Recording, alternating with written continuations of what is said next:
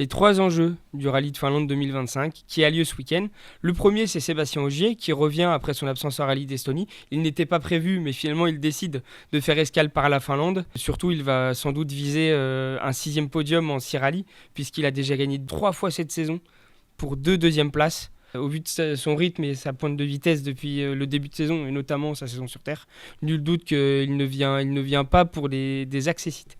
Le deuxième enjeu, il concerne notre Tanak, qui a abandonné les 2 dernières éditions du rallye de Finlande, qui lui maintenant est le nouveau leader du championnat avec un petit point d'avance sur Elfyn Evans. Donc vendredi, il va ouvrir la route devant tout le monde, c'est lui qui va faire le balayage. Donc forcément, peut-être plus de pression pour lui, même s'il a beaucoup d'expérience. L'Estonien, il sera sans doute dans les meilleurs chronos vendredi soir. Enfin, le troisième enjeu, les 2 pilotes Toyota, Elfyn Evans et Kalle Rovanperä, qui font une saison sur terre clairement décevante. C'est d'ailleurs pour ça qu'Elfyn Evans n'est plus leader du championnat, parce qu'il n'a fait mieux qu'une 4e place pour le moment sur ses rallyes sur terre.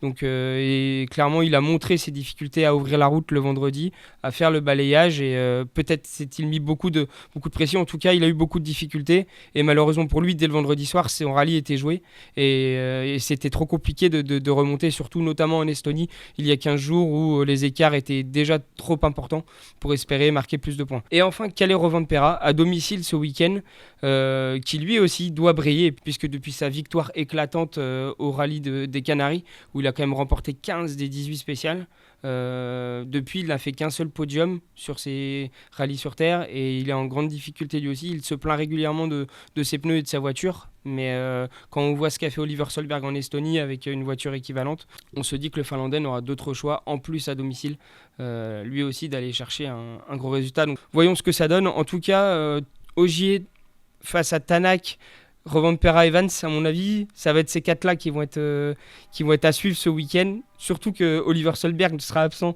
puisqu'il fait son retour en WRC2 en tant que leader du championnat en plus.